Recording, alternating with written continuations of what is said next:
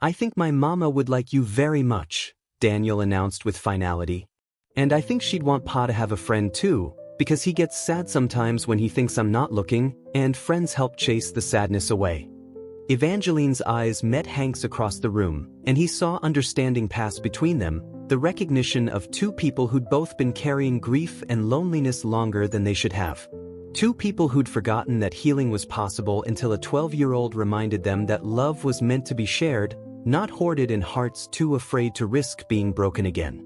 When bedtime arrived, Daniel insisted that Evangeline help with the nighttime routine, dragging her by the hand to see the small alcove where he slept, with his collection of handmade toys and his mother's quilt. Evangeline listened with the patience of someone who understood that children's bedtime stories were sacred rituals, not obstacles to overcome. Daniel showed Evangeline how he arranged his clothes for the next day, how he said goodnight to each of his carved animals by name, and how he always saved the biggest hug for the wooden bear his pa had carved that reminded him of his mama's favorite story. "Mrs. Evangeline," Daniel said as Evangeline helped tuck the quilt around his small form, "will you come fishing with us again? And maybe next time we could pick more flowers for your big house, and maybe Pa could show you how to make the special flapjacks he makes on Sundays." Evangeline's voice was thick with emotion as she promised that nothing would make her happier than more fishing trips and flower picking and Sunday flapjacks. "And maybe," Daniel added with the sleepy wisdom of a child drifting toward dreams, "maybe you don't have to be lonely in your big house anymore, because now you have us." After Daniel fell asleep, Hank and Evangeline sat on the small porch outside his cabin, watching stars emerge in the clear mountain sky and listening to the gentle sounds of evening settling over the wilderness. Evangeline seemed different now, softer and more real than the perfectly composed woman who'd offered him land in exchange for one night of companionship. She'd removed her boots and tucked her feet under her skirt like a woman comfortable in her own skin, and her hair had come loose from its careful arrangement, framing her face in auburn waves that caught the moonlight like spun copper. "Hank," Evangeline said finally, her voice carrying the vulnerability of someone about to admit something important, "I need to tell you something about why I made that offer last night. It wasn't really about loneliness. Not entirely. It was about fear. Fear that I was disappearing, that I was becoming invisible even to myself." She paused, gathering courage for what came next. 5 years of eating alone, sleeping alone, making decisions alone, and I started to wonder if I was even real anymore, or if I was just a ghost haunting my own life. Her voice dropped to barely above a whisper. But today, watching Daniel's face when he caught that fish, seeing his excitement when he shared his treasures with me, feeling like I mattered to someone again, today I remembered what it felt like to be alive. Hank reached for her hand, his calloused fingers intertwining with her softer ones in a gesture that felt both natural and miraculous. "Evangeline, I know exactly what you mean. After Martha died, I threw myself into taking care of Daniel, into tracking and surviving and getting through each day. But I forgot how to actually live. I forgot that there was supposed to be joy in life, not just endurance." He squeezed her hand gently. "Today, watching you and Daniel become friends, seeing you laugh without worrying about whether it was proper or dignified, today I remembered what happiness felt like." "What happens now?" Evangeline asked, her voice carrying hope and uncertainty in equal measure. "This courtship you proposed, what does that look like for two people who have forgotten how to trust that good things can last?" Hank considered the question seriously, understanding that Evangeline needed honesty more than pretty promises, that she'd been hurt too many times by people who said what they thought she wanted to hear instead of what they actually meant. "I think it looks like this," Hank said slowly, his thumb tracing gentle circles across her knuckles. "Like taking things one day at a time, like sharing meals and conversations and helping each other remember how to hope. Like bringing Daniel fishing and letting him teach you about his wood carvings, and maybe teaching him some of those stories you and Robert used to argue about. Like building something real and lasting instead of something based on desperation or loneliness or fear of being alone." Evangeline was quiet for a long moment, her eyes fixed on their joined hands as if she couldn't quite believe this gentle contact was real. "I want that," she whispered finally. "I want to build something real with you and Daniel. I want to learn how to be part of a family again, how to love people without being terrified that they'll leave me. But Hank, I need you to know, I have enough money to last 10 lifetimes, but I don't know the first thing about being a mother to a boy who's already lost one. What if I'm not enough? What if I can't fill the spaces that Martha left behind? Hank lifted their joined hands to his lips, pressing a gentle kiss to her knuckles that made Evangeline's breath catch in her throat. Evangeline, listen to me. You're not trying to replace Martha. Nobody could do that, and Daniel wouldn't want you to try. You're not trying to fill spaces that someone else left behind. You're creating new spaces, new kinds of love and friendship and family that didn't exist before today. His voice carried absolute conviction. Daniel doesn't need you to be his mother. He needs you to be Evangeline, the woman who helped him catch his first big fish and who listened to his stories like they were the most important things in the world. And what about us?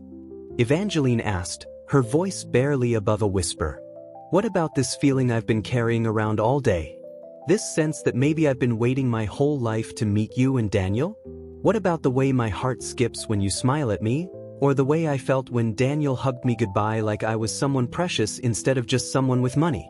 Is it possible that love can happen this fast? Or am I just so starved for affection that I'm mistaking gratitude for something deeper? Hank stood up, pulling Evangeline to her feet so he could look directly into her eyes in the moonlight. Evangeline, what I'm about to say might sound crazy, but I think some people spend years getting to know each other without ever really seeing who the other person is underneath all the masks and pretenses. We've seen each other at our most #the Bigfoot hunter and the widow's proposition.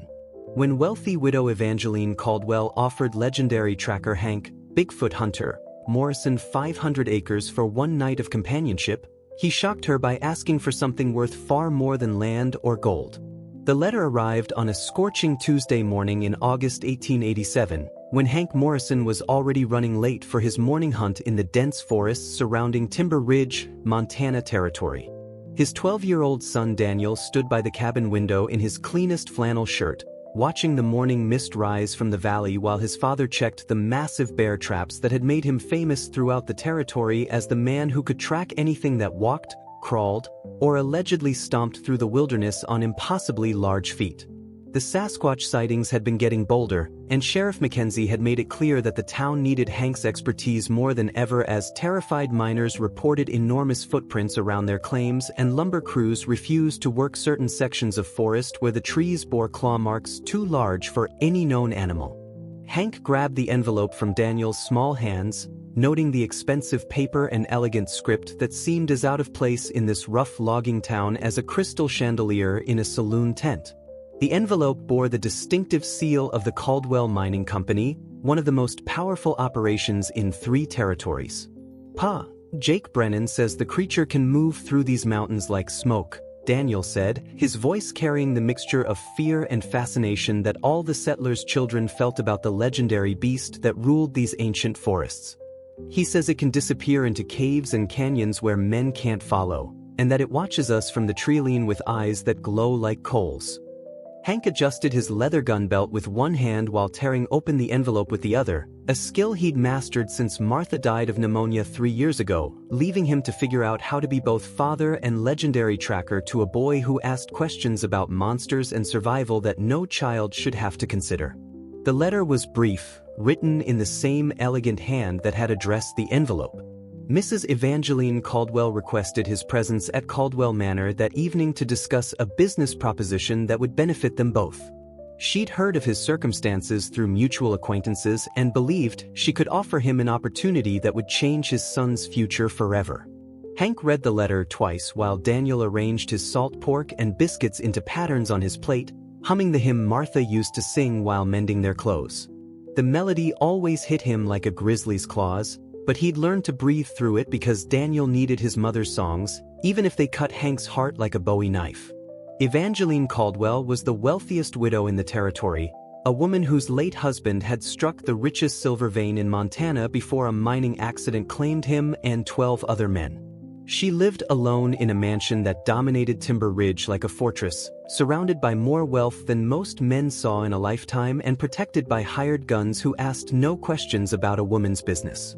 Everyone in the territory whispered about her with the mixture of awe and suspicion reserved for people who could buy entire towns without checking their account balance, especially a woman who'd chosen to stay in creature country when every sensible person was heading back east or to California. "What's that paper say, Pa?" Daniel asked around a mouthful of biscuit. His dark eyes, Martha's eyes, watched Hank with the careful attention of a child who'd learned to read his father's moods like weather patterns in the mountains. A wrong guess about Pa's disposition could mean the difference between a story before bed and an evening of silent worry. Hank folded the letter and slipped it into his buckskin jacket, right over his heart where Martha's last letter still lived, worn soft from 3 years of handling. "Just business, son. Nothing for you to worry about." But Daniel's expression told him the boy wasn't buying his reassurance any more than he'd bought Hank's explanation about why they ate beans and cornbread for dinner 4 nights running while waiting for payment from their last tracking job. Daniel was smart like his mother, too smart for his own good sometimes, with an ability to see through adult lies that made Hank both proud and worried. The walk to the town schoolhouse took them past the cemetery where Martha lay buried alongside other wives and children who'd followed their men into this unforgiving wilderness. The wooden crosses stood like sentinels against the mountain sky, reminders that the frontier took what it wanted without regard for dreams or promises or plans for the future. Daniel walked beside him, chattering about his friend Billy's new slingshot, and how he'd told Billy that weapons were for protection, not play, even though he secretly wanted to learn every hunting technique his father had mastered. Hank heard the longing in his son's voice, the careful way he talked around wanting things they couldn't afford, and his chest tightened with the familiar ache of being unable to give his boy the childhood he deserved. "Teacher says if I keep working hard at my reading, I might be smart enough for that new university they're building in Denver someday," Daniel said as they reached the one-room building where the town's children learned their letters alongside lessons about survival and vigilance. His voice carried hope and doubt in equal measure, the voice of a child who'd learned that dreams were dangerous things that could break your heart if you held them too tight. Hank knelt down to his level, straightening the collar of his shirt that they'd washed in creek water and dried on pine branches. "You're already smart enough for anywhere you want to go, little tracker. Don't let anyone tell you different." Daniel threw his arms around his neck with the fierce love of a child who understood that his father was fighting battles he couldn't see, and Hank held him close, breathing in the scent of soap and pine sap and the particular smell of the mountains that clung to everything in this country like a blessing or a curse. The day dragged by with the cruel slowness of time measured in worry and doubt. Hank tracked a reported Sasquatch sighting through the dense timber, following footprints that were either the largest bear tracks he'd ever seen or evidence of something that shouldn't exist. His mind wandered to Evangeline Caldwell's letter and what business proposition could possibly involve a tracker who owned nothing but his reputation, his hunting rifle, and the determination to see his son rise higher than the circumstances of his birth would normally allow. The other men in town talked around him about their plans for Saturday night, about the dance at Murphy's Saloon, and which of the saloon girls might be willing to step outside for some conversation that didn't involve mining claims or creature stories. But Hank had no interest in their easy camaraderie. He'd been alone for 3 years now, and loneliness had become as familiar as the weight of his hunting knife on his hip. When evening came, Hank rode up the winding mountain path to Caldwell Manor with his best clothes pressed and his boots polished, feeling like a poor relation approaching a castle. The mansion sprawled before him like a small city, built of imported stone and timber that must have cost more than the entire town's yearly income. Armed guards watched him from strategic positions, their hands never far from their weapons, and Hank recognized the look of men who'd been paid well to ask no questions about their employer's business. The West was full of such arrangements, where money bought loyalty and silence in equal measure. The Mexican servant who answered the door was a weathered man whose scarred hands spoke of years in the mines and harder things. He looked at Hank's buckskin jacket and hunting rifle with the mixture of respect and wariness that most people showed to the legendary Bigfoot hunter, a man who'd earned his reputation tracking creatures that other men only whispered about in saloons. "Senora Caldwell is waiting in the parlor," the servant said, his English heavily accented but perfectly clear. "She says to tell you she appreciates a man who keeps his word about time." The parlor was larger than Hank's entire cabin, filled with furniture that probably cost more than he'd make in 5 years of tracking. Evangeline Caldwell sat by a massive stone fireplace like a queen holding court, her auburn hair perfectly arranged despite the mountain air, her emerald dress probably worth more than Hank's horse and gear combined. She was beautiful in the way that money and careful living could make a woman beautiful, perfectly maintained and elegantly dressed, surrounded by luxury that softened the harsh edges of frontier life. But her eyes held something Hank recognized from his own mirror, a loneliness that all the money in the world couldn't cure, the hollow look of someone who'd learned that survival and living were two different things entirely. "Mr. Morrison," she said, rising with practiced grace. "Thank you for coming. Please sit down. I believe we have much to discuss." Hank perched on the edge of a chair that felt like it might break if he breathed too hard, his hands folded carefully in his lap. The room smelled of roses and money and things he'd never been close enough to identify, a stark contrast to the simple sense of leather and gunpowder and mountain wind that defined his world. "Ma'am," he said simply, because he'd learned during his years as a tracker that sometimes the best response was no response at all until you understood what game was being played and who was making the rules. Evangeline poured herself a glass of wine from a crystal decanter that caught the lamplight like captured stars. She offered Hank a glass, but he declined with a shake of his head. He needed his wits about him for whatever was coming, and alcohol had never been a friend to men in his position.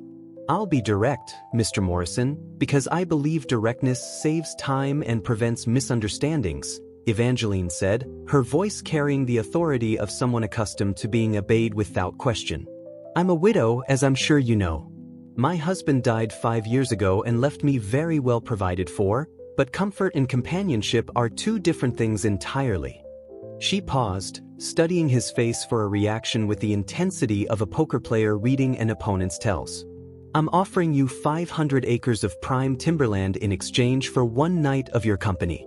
Nothing more, nothing less. One night where I don't have to eat dinner alone or listen to the silence that fills this house like something alive and hungry." The words hit Hank like a physical blow. 500 acres would change everything. Daniel could have new clothes, a real education, a future that stretched beyond mere survival in a mountain cabin that leaked when it snowed and offered no protection from the howling winds that carried the scent of pine and distant danger. Daniel could have the books he pretended not to want, the instruments to play the music that lived in his heart like his mother's memory, and the chance to become something more than another tracker's son struggling to find his place in a territory that had little use for men without connections, no matter how legendary their skills. "Ma'am," Hank said carefully, his voice steady despite the turmoil in his chest, "that's very generous, but I need to ask, what exactly are you expecting from this night of companionship?" Evangeline's smile was sad and knowing, the smile of a woman who'd learned that everything in life had a price and most people were willing to pay it, especially when the alternative was watching their children grow up poor and powerless in a territory that offered few second chances. "I'm expecting dinner conversation with someone who sees me as more than a source of charity or a target for fortune hunters. I'm expecting to dance to music that isn't just echoing in an empty room. I'm expecting to remember what it feels like to have someone say goodnight and mean it, rather than just performing the courtesies that hired help provides."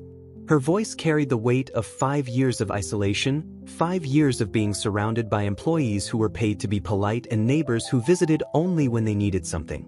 The frontier was hard enough for men. For a woman alone, it could be a special kind of hell, even when that woman had enough money to insulate herself from the worst of its hardships. "I'm not asking you to love me, Mr. Morrison. I'm asking you to help me remember what it felt like to be alive instead of just existing, to have one evening where I'm Evangeline instead of Mrs. Caldwell, where someone looks at me and sees a woman instead of a bank account with petticoats." The fire crackled in the silence that followed, and Hank felt the weight of decisions settling on his shoulders like a mountain. 500 acres, more land than his father had ever dreamed of owning back in Missouri before the war changed everything and sent young men west to seek their fortunes in territories where legends still walked. Enough to build something lasting, something he could pass down to Daniel when the boy was grown, something that would give his son the foundation to rise as high as his intelligence and determination could carry him. But Hank had learned during his years as a tracker that some prices were too high to pay, no matter how desperately you needed what was being offered. He'd seen good men make bad choices for good reasons, and he'd watched those choices eat them alive from the inside out. "Mrs. Caldwell," Hank said slowly, his voice carrying the quiet strength that had gotten him through years of tracking dangerous creatures and 3 years of single parenthood, "I appreciate your offer more than you know. 500 acres would change my son's life in ways I can't even imagine, but I can't accept it." Evangeline's composure cracked just slightly, surprise flickering across her elegant features like lightning in a clear sky. "You're refusing?" she asked, her voice carrying the disbelief that anyone would turn down such generosity, especially a mountain tracker whose opportunities were limited by both his circumstances and his choice to live away from civilized society. "Mr. Morrison, perhaps you don't understand what I'm offering. 500 acres of the finest timberland in the territory. Water rights, mineral rights, enough to make you wealthy, to give your son everything he could ever want." Hank stood up, his hands steady despite the magnitude of what he was about to say. His buckskin jacket felt heavier somehow, weighted with the responsibility of representing not just himself but every honest man who'd ever faced the choice between compromise and integrity. "Ma'am, I understand exactly what you're offering, and I understand exactly what you're asking for in return. But what I want to ask you is this: would you consider letting me court you properly instead? Not for one night, not for land or money, but because loneliness is something neither of us should have to carry alone." The silence that followed was so complete that Hank could hear his own heartbeat, could hear the distant sound of wind moving through pine trees, could hear the mountains settling into evening with the whisper of secrets and promises and possibilities. Evangeline Caldwell stared at him as if he'd spoken in a foreign language, as if the concept of someone wanting her company without expecting payment was beyond her comprehension. Her wine glass trembled in her hand, and for a moment Hank saw past the elegant facade to the woman underneath, lonely and vulnerable and so surprised by genuine interest that she didn't know how to respond. "You want to court me?" she said finally, her voice barely above a whisper. "You're refusing 500 acres to ask if you can court me?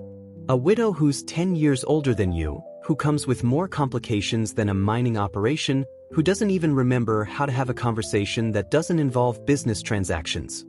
Hank nodded, his eyes meeting hers with steady honesty. "Yes, ma'am.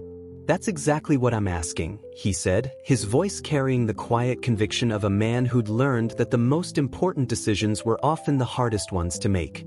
Evangeline set down her wine glass with trembling fingers, the crystal making a soft chiming sound against the marble table that seemed to echo in the vast room like a bell tolling the end of something. She walked to the window that overlooked her perfectly managed estate, her silhouette framed against the star-scattered darkness of the Montana sky. Hank could see the rigid line of her shoulders, the careful way she held herself as if one wrong move might shatter whatever composure she had left. The mountain wind moved through the room like a living thing, carrying the scent of pine and possibility and the vast emptiness that defined this country.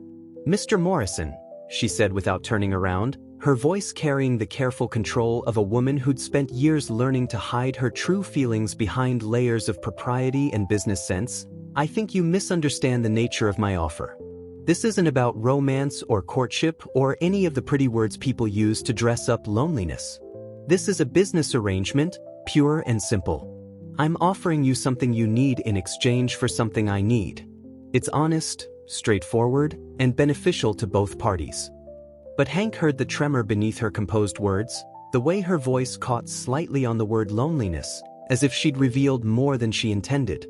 He moved closer to the window, careful not to invade her space, but close enough that she could hear the sincerity in his voice when he spoke. "Mrs. Caldwell, with all due respect, I think you're the one who misunderstands. You say this is about business, but business doesn't make your hands shake when you pour wine.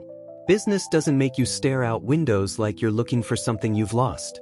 You're not offering me land for one night because you need a business partner. You're offering it because you're so lonely it's eating you alive, and you think buying companionship is safer than risking real connection." Evangeline's reflection in the window glass showed a woman caught between hope and terror, between the safety of her isolation and the dangerous possibility of letting someone see her as she truly was. The mountains stretched out before them like an ocean of darkness, vast and unknowable and full of hidden dangers. "You don't know anything about my life," Evangeline said, but her voice lacked conviction, as if she were arguing against something she desperately wanted to believe. "You don't know what it's like to wake up every morning in a house so quiet you can hear your own heartbeat. To eat meals alone while servants hover at the edges pretending they don't see you talking to yourself just to hear a human voice." Her words came faster now, years of suppressed loneliness spilling out like water from a broken dam. "You don't know what it's like to have people look at you and see only dollar signs, to wonder if anyone would notice if mountain cats carried you off or if you simply disappeared into the wilderness one day. To lie in bed at night listening to wolves howl and wondering if that's what your own voice would sound like if you let yourself make noise."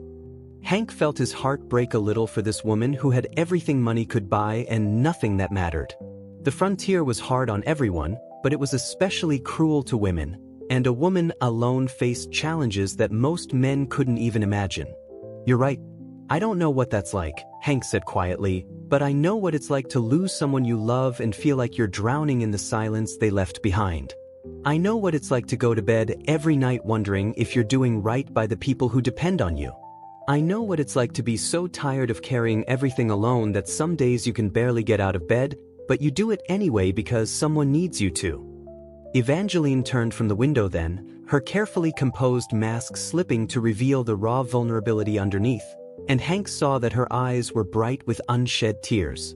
The elegant widow was gone, replaced by a woman who'd been pretending to be strong for so long she'd forgotten what it felt like to let someone else carry part of the load. "My husband," Evangeline whispered, her voice breaking slightly on the words. "Robert was my best friend before he was my husband. We talked about everything, books, politics, dreams we had for this territory when it finally became civilized and people could build something lasting. He used to read to me every evening after dinner, and we'd argue about characters in novels as if they were real people we knew." She laughed, but it was a sound devoid of humor, the laugh of someone who'd learned that the alternative to laughing was sobbing until you couldn't breathe. "After he died, I kept buying books, kept setting two places at the dinner table out of habit. The servants thought I was losing my mind, and maybe I was. Maybe I still am." Hank wanted to reach out to her, to offer the simple comfort of human touch, but he sensed that Evangeline Caldwell was like a Mustang that had been running wild so long that kindness felt like another trap, another way for the world to hurt her. "Mrs. Caldwell, may I ask you something?" She nodded, wiping at her eyes with the back of her hand in a gesture so unconsciously vulnerable that it made Hank's chest ache with protective tenderness. "When was the last time someone asked you how you were feeling and actually waited to hear the answer? When was the last time someone looked at you and saw Evangeline instead of Mrs. Caldwell's money?" Evangeline opened her mouth to answer, then closed it again, her face cycling through confusion, pain, and something that might have been hope. The mountain wind moved through the room like a prayer, carrying the scent of rain that might come before morning. "I don't remember," she admitted finally, the words coming out so quietly that Hank had to strain to hear them. "It's been so long since anyone cared about my thoughts or feelings instead of what I could do for them. Even the people I employ, they're polite and respectful, but they see Mrs. Caldwell who signs their paychecks, not Evangeline who cries sometimes when she reads her husband's old letters." Hank felt a surge of anger toward every person who'd treated this woman like a walking bank account instead of a human being with feelings and needs and dreams that had nothing to do with money or social position. "Ma'am, I won't lie to you. I need that land more than I've ever needed anything in my life. My son deserves better than what I can give him on a tracker's wages. 500 acres would solve every problem we have and create opportunities one can't even imagine. But not like this. Not by treating you like a transaction instead of a person." Hank moved closer, close enough to see the gold flecks in her green eyes, close enough to smell the faint scent of roses that clung to her hair. "If you're willing to let me try, I'd like to show you what it feels like to have someone care about Evangeline Caldwell instead of her fortune." Evangeline stared at him for a long moment, her eyes searching his face as if looking for the lies she'd learned to expect from everyone in her life. The silence stretched between them like a bridge waiting to be crossed or burned. "You're serious?" she said, and it wasn't a question but a statement filled with wonder. as if the concept of genuine interest was so foreign she could barely comprehend it. "You're actually serious about wanting to court me? A woman who's older than you, who comes with more baggage than a mining operation, who doesn't even remember how to have a normal conversation anymore." Hank smiled then, the first genuine smile he'd worn since walking into the manor house. "Ma'am, I'm 36 years old. I'm raising a 12-year-old son by myself, and I haven't had a real conversation with another adult in so long I sometimes catch myself talking to my horse just to practice. If we're talking about baggage, I'd say we're probably about even." Evangeline laughed then, a real laugh that transformed her face and made Hank see the woman she must have been before. Loneliness carved lines around her eyes and taught her to expect disappointment from every human interaction. "Your horse probably gives better advice than most people I know," she said, and Hank was delighted to hear genuine humor in her voice instead of the brittle politeness she'd worn like armor. "You'd be surprised how good Thunder is at listening to problems. He's not much for offering solutions, but he's excellent at not judging when I make mistakes or worry about things I can't control." Hank moved back to his chair, settling in more comfortably now that the formal pretense had been stripped away. "Mrs. Caldwell, if you're willing, I'd like to start over. Not with business propositions or land deals, but with two people who have both learned that life can be pretty lonely when you're carrying everything by yourself." Evangeline returned to her own chair, and Hank noticed that she sat differently now, less like she was posing for a portrait and more like she was settling in for a real conversation. "Evangeline," she said suddenly, "if we're starting over, you should call me Evangeline. Mrs. Caldwell was Robert's wife, and she died with him 5 years ago. I'm still figuring out who Evangeline is supposed to be." Hank felt something shift in the air between them, a tentative bridge being built across the chasm of their separate loneliness. "Evangeline," he repeated, tasting her name like something precious. "I'm Hank, not the Bigfoot hunter, not the tracker who needs your land, just Hank, father to Daniel, widower, and someone who's forgotten how to have dinner conversation that doesn't involve explaining tracking techniques or why vegetables are important." Evangeline smiled again, and this time it reached her eyes. "How long has it been since your wife passed?" The question was gentle, asked with the understanding of someone who knew that grief was a country with its own language and customs, a place where only fellow travelers could truly understand the terrain. 3 years last winter," Hank said, his voice carrying the weight of old pain that had settled into his bones and become part of who he was. "Martha died of pneumonia, complications they couldn't treat in town. Daniel lived, but barely, and for the first year I was so terrified of losing him too that I barely slept. I spent more time watching him breathe than I did tracking." "I'm sorry," Evangeline said, and Hank could hear that she meant it, could hear the recognition of someone who understood that losing someone you love changed everything about how you moved through the world. Losing someone you love changes everything, doesn't it? The whole world keeps moving like nothing happened, but inside you're still standing in that moment when everything broke. Hank nodded, recognizing the truth in her words. "Martha always said that grief was love with nowhere to go. I used to think that was just something pretty to say, but now I understand what she meant. You keep loving them, but they're not there to receive it anymore, so it just sits inside you like a weight you can't put down." Evangeline leaned forward, her eyes bright with understanding. "Robert used to say that I worried too much about tomorrow and not enough about today. He'd find me making lists of things that needed to be done, plans for next week or next month, and he'd take the pen right out of my hand and ask me what I wanted to do right now, in that exact moment." She paused, studying Hank's face with new interest. "I haven't thought about today in years. I've just been existing, waiting for tomorrow to somehow be different than yesterday. What did you want to do today, Hank? Before you got my letter, before you rode out here, what did you want?" The question caught Hank off guard because it had been so long since anyone had asked him about his wants instead of his needs, his dreams instead of his duties. "I wanted to take Daniel fishing at Bear Creek. He's been asking for weeks, but there's always something else that needs doing, tracking jobs, fixing things that break faster than I can repair them. I keep telling him we'll go tomorrow, but tomorrow never seems to come."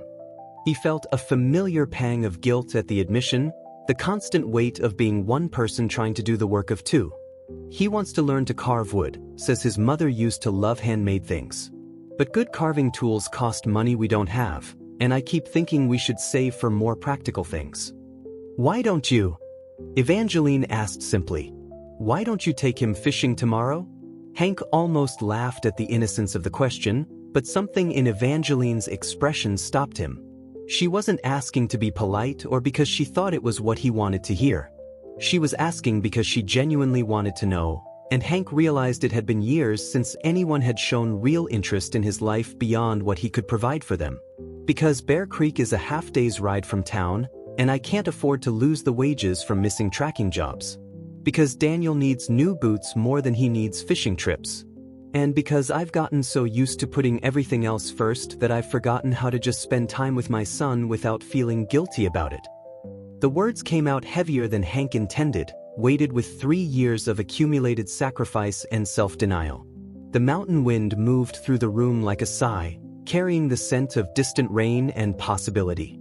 Evangeline was quiet for a moment, her fingers tracing the rim of her wine glass as she considered his answer. The lamplight caught the gold in her hair, and Hank found himself thinking that she was even more beautiful when she was thinking than when she was performing the role of elegant hostess. What if I told you that I own the land around Bear Creek? Evangeline said suddenly, her voice carrying a hint of something that might have been mischief. What if I told you that tomorrow is Saturday, and I can't remember the last time I spent a day outdoors instead of rattling around this house like a ghost? What if I suggested that maybe we could all use a day of fishing and remembering what it feels like to want something simple just because it makes us happy? Hank stared at her, certain he'd misheard. Ma'am, Evangeline, you're suggesting that you come fishing with Daniel and me? Why not? Evangeline asked, and Hank could see excitement building in her eyes, the first real animation he'd seen since meeting her. You want to spend time with your son? I want to remember what it feels like to be alive instead of just existing, and Daniel?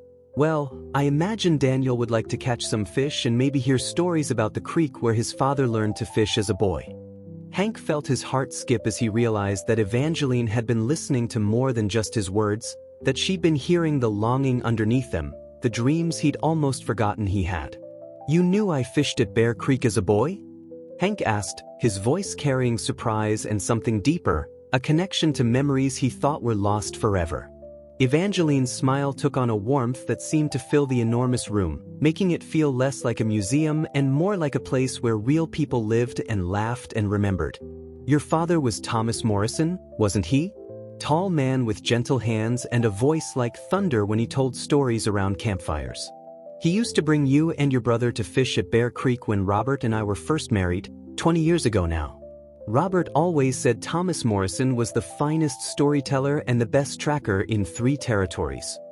Hank felt his chest tighten with the unexpected gift of hearing his father's name spoken by someone who remembered him as more than just another mountain man trying to make his way in a hostile wilderness.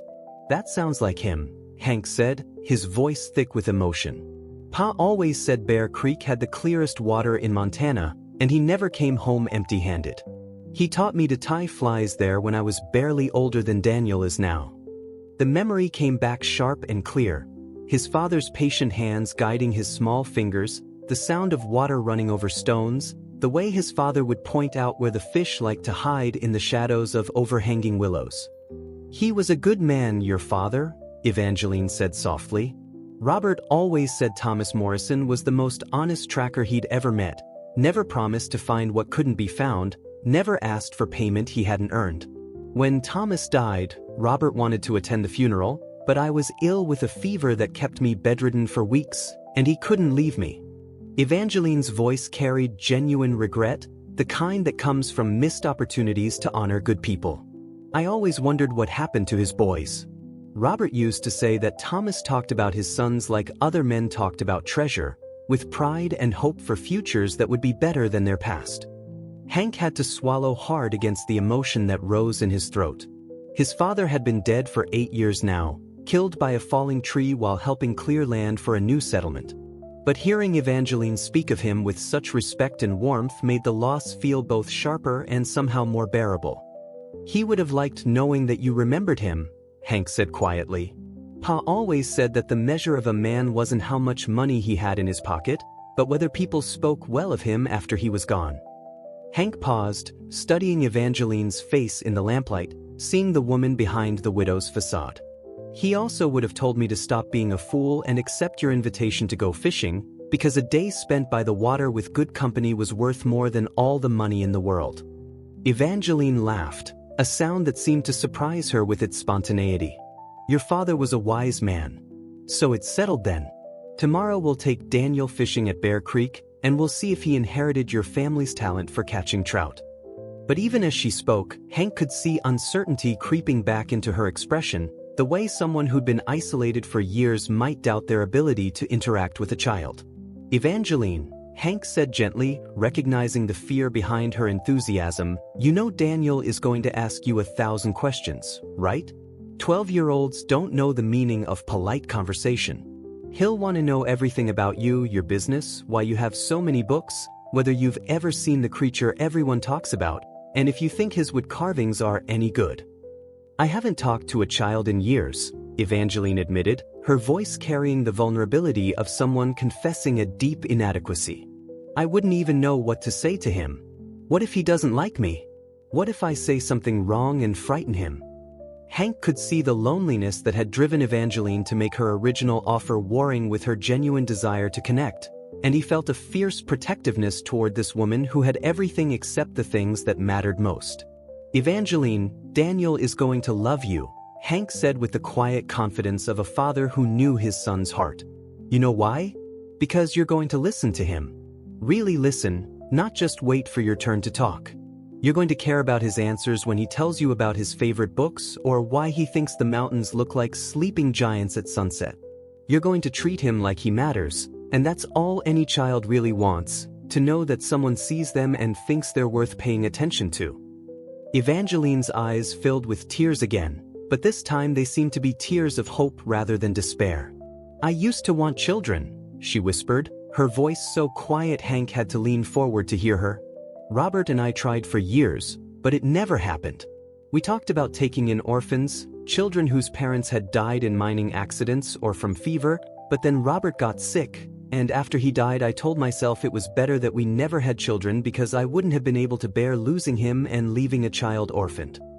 She wiped at her eyes with the back of her hand, a gesture that was becoming familiar and somehow endearing. I've spent 5 years convincing myself that I was better off alone, that needing people was a weakness I couldn't afford in a territory that takes what it wants without asking permission. Hank felt the pieces of Evangeline's story clicking into place, a woman who'd lost not only her husband but all her dreams of family, who'd wrapped herself in isolation as protection against further loss. Evangeline, can I tell you something about Daniel? Something that might help you understand why I think you two are going to get along just fine. Evangeline nodded, her attention focused entirely on him in a way that made Hank realize how long it had been since someone had really listened to him talk about his son. Daniel asks me every night if his mama is watching over him from heaven, and every night I tell him yes. But what he really wants to know is whether Martha would be proud of the little boy he's becoming. Daniel carries this constant worry that he's not good enough, not smart enough, not brave enough to deserve love. He's 12 years old and he already thinks he has to earn affection instead of just receiving it because he exists. Hank's voice cracked slightly as he spoke about his son's hidden fears, the weight of trying to be both father and mother to a boy who'd inherited too much responsibility too young. You know what I think is going to happen tomorrow when you meet him?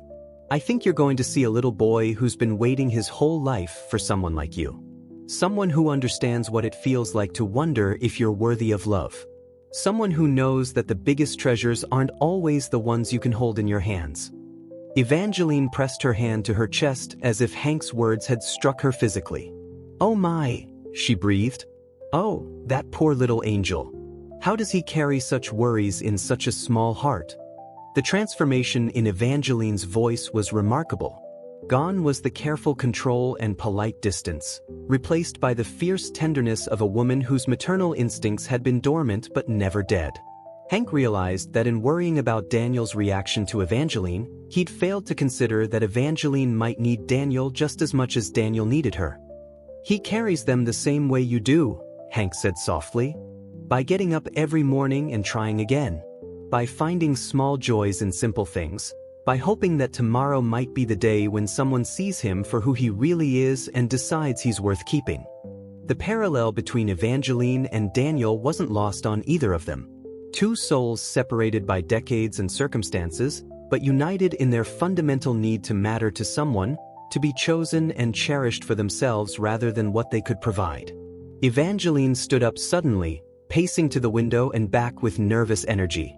"Hank, I have to ask you something, and I need you to be completely honest with me. This fishing trip, this courtship you're proposing, is it because you genuinely want to get to know me? Or is it because you feel sorry for the lonely widow who's so desperate for company she's willing to pay for it?" Her voice carried a tremor of fear, the terror of someone who'd been hurt enough times to question even the kindest gestures. Hank rose to meet her, understanding that this moment would determine whether they moved forward together or retreated back to their separate forms of loneliness. "Evangeline, I'm going to tell you the truth, even if it makes you uncomfortable. When I walked into this room tonight, I saw the most beautiful woman I'd encountered in 3 years. Not because of your expensive dress or your perfect hair or this manor house that probably costs more to maintain than our entire town makes in a year." Hank moved closer, close enough to see the gold flecks in her green eyes, close enough to smell the faint scent of roses that seemed to follow her like a promise of gentler things than this harsh country usually offered. "I saw beauty in the way you tried to hide your loneliness behind business propositions. In the way your hands shook when you talked about eating dinner alone, in the way you looked out that window like you were searching for something you'd lost and weren't sure you'd ever find again." Evangeline's breath caught in her throat, and Hank could see that his words were either going to heal something broken inside her or shatter her completely. "I've been alone for 3 years, Evangeline, and in all that time I haven't met a single person who made me want to risk my heart again. But sitting here tonight, listening to you talk about books and loneliness and the way you miss having someone to argue with about fictional characters, I remembered what it felt like to want something more than just survival." Hank paused, letting his words settle between them like a bridge being built stone by stone. "I remembered what it felt like to hope that maybe, just maybe, there was someone out there who could understand the weight I've been carrying alone." "You're not saying this just to be kind?" Evangeline asked, her voice barely above a whisper. "You're not offering to court me because you pity the pathetic widow who's so starved for human connection she's willing to buy it?" Hank moved closer, close enough to see the tears she was trying so hard not to shed, close enough to feel the warmth that radiated from her skin like sunlight on mountain stone. "Evangeline Caldwell," Hank said, his voice carrying all the sincerity he possessed, "I'm asking to court you because in one evening you've reminded me what it feels like to have an actual conversation instead of just exchanging necessary information. Because you remembered my father with kindness and respect. Because you're willing to spend a day fishing with a 12-year-old even though the idea terrifies you. Because you're brave enough to admit you're lonely instead of pretending you don't need anyone." He reached out then, his rough fingers barely brushing her pale ones, the touch electric in its gentleness. "And because when you smile, really smile, not that polite mask you wear for the world, it lights up this whole damn room like the sun coming up after the longest night of winter." Evangeline did smile then, the radiant expression that transformed her from a proper widow into a woman alive with possibility. "Hank Morrison," she said, her voice steady now and filled with something that might have been joy, "I would be honored to have you court me, and I would be delighted to take you and Daniel fishing tomorrow, assuming he doesn't mind sharing his father with a foolish woman who's forgotten how to bait a hook." Hank felt something loosen in his chest, a knot of loneliness and worry that had been tied so tight for so long he'd forgotten it was there. "Daniel is going to love you," Hank repeated, and this time he was certain of it. "And Evangeline, you're not foolish. You're brave. It takes courage to open your door when a stranger knocks after dark. And it takes even more courage to open your heart when someone knocks there too." Evangeline reached out then, her fingers intertwining with his in a gesture that sent warmth shooting through Hank's entire body like lightning in a clear sky. "What time should I expect you tomorrow?" she asked, and Hank could hear the excitement building in her voice, the anticipation of someone who had something to look forward to for the first time in years. "We'll be here at sunrise," Hank promised. "Daniel likes to get to the creek early, before the fish get wise and decide to hide in the deep pools." Evangeline laughed at that, Another genuine sound of happiness that made the enormous room feel warm and welcoming instead of cold and empty. As Hank prepared to leave, Evangeline walked him to the door, and he could see that she was fighting the urge to ask him to stay longer, to keep talking until the sun came up rather than return to the silence that filled her house like a living thing. "Evangeline," Hank said as he reached for the door handle, "thank you. Not just for tomorrow, but for tonight. For letting me see who you really are instead of just the woman everyone thinks you should be." Evangeline's smile was soft and genuine, the expression of someone who'd been given an unexpected gift. "Thank you for seeing me at all," she replied. "And Hank, tomorrow when you introduce me to Daniel, don't tell him I'm rich or that I own half the territory. Just tell him I'm Evangeline, and I'm someone who'd very much like to be his friend." Hank nodded, understanding that Evangeline wanted to be valued for herself rather than her circumstances, just like Daniel wanted to be loved for who he was rather than what he could become. The morning air carried the crisp promise of autumn when Hank and Daniel arrived at Caldwell Manor, their fishing poles strapped to Hank's horse, and Daniel's excitement practically vibrating through his small body like electricity looking for somewhere to ground itself. He'd been awake since before dawn, polishing his boots until they shone like Hank's Sunday best, and whittling a small wooden fish that he claimed was a proper fishing charm, though Hank suspected it was more nervous energy than practical preparation. Daniel wore his best shirt, the blue one that Martha had sewn by hand before she died, and he clutched a small bouquet of mountain wildflowers he'd picked along the way, determined to make a good impression on the mysterious lady who owned the creek where Pa used to fish as a boy. "Pa, what if she doesn't like me?" Daniel asked for the 10th time since they'd left their cabin, his dark eyes wide with the kind of worry that seemed too heavy for such a young face. "What if I say something wrong about Mama? Or if I can't catch any fish and she thinks I'm not worth teaching?" Hank dismounted and lifted Daniel down from the horse, kneeling to his level so he could look directly into eyes that held Martha's warmth and his own stubborn determination to see the best in people, even when the world had given them plenty of reasons to expect the worst. "Daniel, son, listen to me," Hank said, smoothing an errant curl away from his forehead with the gentle touch of a father who'd learned that sometimes the most important conversations happened in quiet moments before the day really began. "Mrs. Evangeline is nervous about meeting you too. She hasn't talked to children in a very long time, and she's worried that maybe she's forgotten how. So instead of both of you being scared, maybe you could help each other feel brave instead."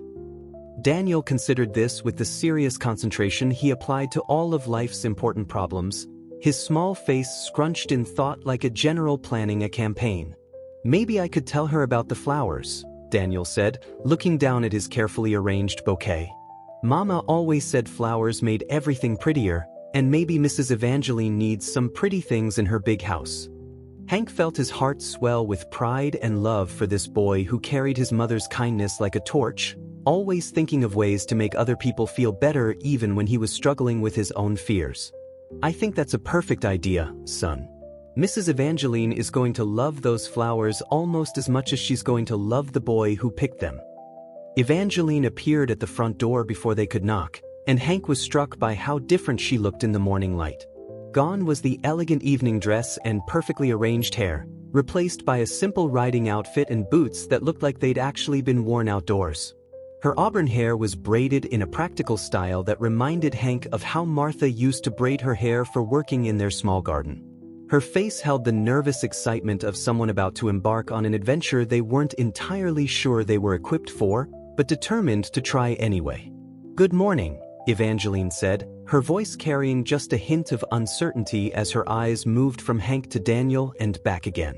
Daniel stepped forward with the determined courage of a child who decided that being brave was more important than being scared, holding out his bouquet with both hands like an offering to something precious and fragile. "These are for you, Mrs. Evangeline," Daniel said, his voice clear and sweet despite the butterflies Hank knew were dancing in his stomach. "Pa says you have a big house, and I thought maybe it needed some flowers to make it feel more like home." Evangeline's composure cracked completely, tears springing to her eyes as she knelt down to accept the flowers with hands that shook slightly. "Oh, my dear," she whispered, her voice thick with emotion. "These are the most beautiful flowers I've ever seen. Would you like to help me put them in water so they'll stay pretty for our whole fishing trip?" Daniel's face lit up with the radiant joy of a child whose gift had been received with genuine appreciation, and Hank felt something settle in his chest as he watched the two most important people in his life begin to weave the tentative threads of friendship. The ride to Bear Creek passed in a blur of chatter as Daniel bombarded Evangeline with questions about everything from whether she'd ever seen the legendary creature to why her house was so big and if she got lonely living there all by herself. Evangeline answered each question with the patient attention of someone who'd forgotten how refreshing it could be to talk to someone who asked exactly what they wanted to know instead of dancing around subjects with polite euphemisms. "I do get lonely sometimes," Evangeline admitted when Daniel asked about living alone in such a big house. "That's why I'm so happy your pa invited me to go fishing with you today. Sometimes the best cure for loneliness is spending time with good friends." "Are we good friends now?" Daniel asked with the directness that only children possessed, and Evangeline's smile was so warm and genuine that Hank felt his heart skip a beat watching them together. "I'd very much like to be your friend, Daniel, if you think you might like to be mine too." Daniel nodded solemnly, as if they just entered into the most important contract of his young life. "Friends help each other," he announced with the authority of someone who'd given friendship considerable thought. "Pa says that's what makes people special. Not how much money they have or how big their house is, but whether they're willing to help when someone needs them." Evangeline glanced at Hank over Daniel's head, her eyes bright with something that might have been gratitude or admiration or the beginning of something deeper. "Your pa is a very wise man," she told Daniel. "And you're a very smart little boy to listen to such good advice."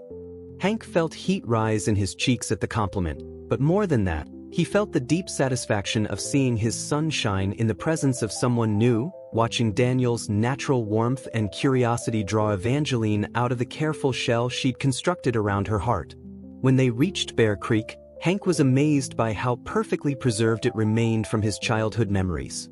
The water ran clear and cold over smooth stones, creating the gentle music that had lulled him to sleep during camping trips with his father. Overhanging willows created pockets of shade where trout liked to hide during the heat of the day, and the grassy banks were perfect for spreading out their picnic and teaching Daniel the fine art of patience that fishing required. Evangeline stood at the water's edge, breathing deeply of the clean air and looking more relaxed than Hank had seen her since they'd met. "I'd forgotten how peaceful it is here," she said, her voice carrying wonder as if she were rediscovering something precious she'd lost. "Robert and I used to come here sometimes in the early days of our marriage, before responsibilities and social obligations took over our lives. We'd bring books and read to each other under those willow trees, or just sit quietly and listen to the water." Hank could hear the wistfulness in her voice, the longing for simpler times when happiness had been measured in shared moments rather than social status or financial security. Daniel was already at the water's edge, his small hands cupped as he tried to catch minnows darting between the rocks. "Look, the little fish are playing hide and seek," he called out, his excitement infectious as he splashed in the shallow water with complete disregard for keeping his shirt clean. Evangeline watched with fascination, as if she'd never seen a child interact so freely with nature, and Hank realized that Evangeline's childhood had probably been very different from Daniel's, more concerned with propriety and proper behavior than the simple joy of getting muddy while exploring the world. "Would you like to help me teach Daniel how to bait a hook?"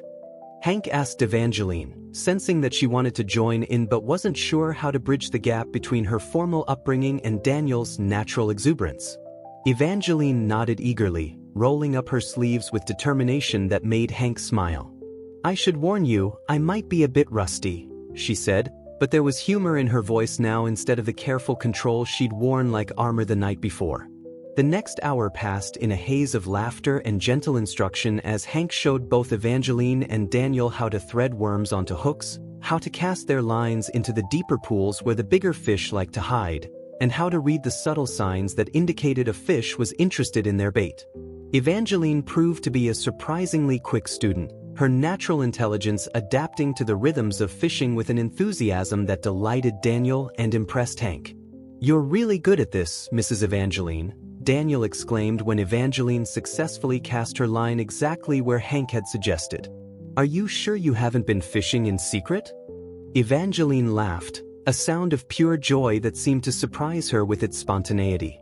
"I think I had a very good teacher," she said, glancing at Hank with warmth in her eyes that made his pulse quicken, "and a very encouraging fishing partner," she added, smiling at Daniel with genuine affection that children could sense immediately. Hank watched them together and felt something he hadn't experienced in 3 years, the sensation of his small family expanding to include someone new, someone who fit into their lives like a missing piece they hadn't known they were looking for. When Daniel's lines suddenly went taut and his rod bent with the weight of something substantial, the peaceful morning erupted into excitement. "Tut, I think I got one," Daniel shrieked, his small hands struggling to hold onto the rod as whatever he'd hooked tried its best to escape. Hank moved quickly to help him, his hands covering Daniel's on the rod while Evangeline hovered nearby, offering encouragement and advice with the enthusiasm of someone who'd become completely invested in Daniel's success. "Keep the tip up, Daniel," Hank coached gently. "Let him tire himself out a little before you try to reel him in. That's it, you're doing perfect."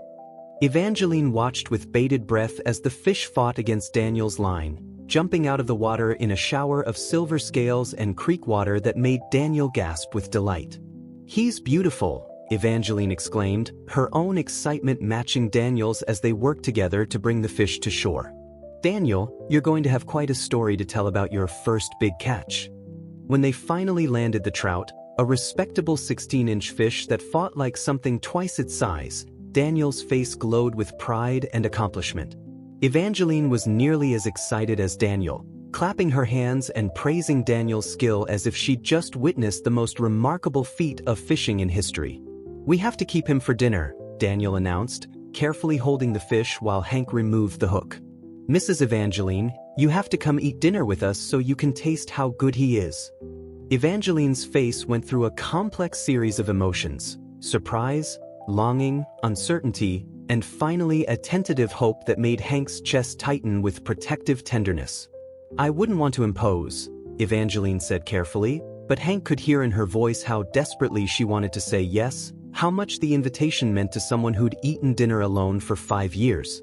"Mrs. Evangeline," Daniel said with the earnest seriousness he reserved for the most important conversations, "friends don't impose. Friends just come to dinner because they're friends, and that's what friends do." Hank met Evangeline's eyes over Daniel's head, seeing the vulnerability there, the fear of hoping for something that might be taken away just as quickly as it was offered. "Evangeline," he said softly, "we'd be honored to have you join us for dinner. Daniel is right. That's what friends do. And if you're willing, I'd very much like for us to be friends. Good friends who share meals and stories and days like this one." Evangeline's smile was radiant, transforming her face with joy that seemed to come from somewhere deep inside her, somewhere that had been locked away for too long. "I would love nothing more," Evangeline said, her voice carrying the warmth of someone who'd just been invited home after years of wandering in the cold. Daniel cheered and threw his arms around Evangeline's waist, and Hank watched in amazement as Evangeline's careful composure melted completely, her arms coming around Daniel with the fierce tenderness of someone who'd been starving for exactly this kind of simple, genuine affection. As they packed up their fishing gear and prepared to head back toward town, Hank felt a shift in the air around them, a sense of something important taking root. Evangeline walked beside Daniel, listening intently as Daniel explained his plans for the fish dinner, and Hank realized that somewhere between morning and afternoon, his son had claimed Evangeline's heart as completely as Evangeline had claimed theirs. The three of them moved together with the easy rhythm of people who belonged in each other's lives, and for the first time since Martha's death, Hank allowed himself to hope that maybe their small family was about to grow. The dinner table in Hank's modest cabin had never hosted such an elegant guest, but Evangeline seemed to transform the humble space simply by her presence, not through any air of superiority, but through the genuine wonder she showed at every simple detail that made up their life. She admired Daniel's carefully arranged wildflowers in a mason jar centerpiece, praised the hand-carved wooden plates that Hank's father had made, and listened with rapt attention as Daniel explained the proper way to season trout with the wild herbs he'd learned to identify from his mother's old journal. The fish Daniel had caught tasted better than any meal Evangeline had eaten in her grand dining room, seasoned with pride and friendship and the kind of laughter that had been absent from her life for far too long. "This is the most delicious fish I've ever tasted," Evangeline said, and Daniel beamed with the satisfaction of a chef whose culinary masterpiece had been properly appreciated. "I think it's because you helped catch him, Mrs. Evangeline. Pa says food always tastes better when you work for it yourself." Evangeline nodded solemnly, as if Daniel had just shared profound wisdom instead of the simple observation of a 12-year-old. "Your pa is absolutely right. I'd forgotten that the best things in life are the ones we have to work for, the ones we can't just buy or have someone else do for us." As the evening progressed, Hank watched Evangeline bloom like a wildflower after rain. She helped Daniel clear the dishes, laughing when Daniel insisted on teaching her the proper way to stack plates so they wouldn't fall. She sat cross-legged on the floor while Daniel showed her his collection of interesting rocks and carved wooden animals that served as his most precious treasures, each item receiving Evangeline's full attention and thoughtful commentary. When Daniel pulled out his mother's old book of pressed flowers, Evangeline's eyes filled with tears as she listened to Daniel explain how each flower had a story, and how his mama had taught him that beautiful things were worth preserving even after they'd finished blooming. "Your mama sounds like a very special woman," Evangeline said softly, her fingers gentle as she helped Daniel turn the delicate pages. "I think she would be so proud of the wonderful boy you've become." Daniel's face grew serious as he considered this. Then he looked up at Evangeline with the directness that always caught adults off guard. "Do you think my mama would like you, Mrs. Evangeline? Do you think she'd be happy that we're friends?" The question hung in the air like a prayer, and Hank felt his throat tighten as he watched Evangeline struggle to find words worthy of such an important question. "Daniel," Evangeline said finally, her voice carrying the weight of absolute sincerity, "I think your mama would want you to have people in your life who love you and take care of you and think you're the most wonderful boy in the world. I think she'd want you to have friends who make you laugh and who listen to your stories and who think your rock collection is the most fascinating thing they've ever seen. And if I can be that kind of friend to you, then yes, I think your mama would be very happy indeed." Daniel studied Evangeline's face for a long moment, then nodded with the satisfied expression of someone whose most important question had been answered correctly. "I think my mama would like you very much," Daniel announced with finality. "And I think she'd want Pa to have a friend too, because he gets sad sometimes when he thinks I'm not looking, and friends help chase the sadness away."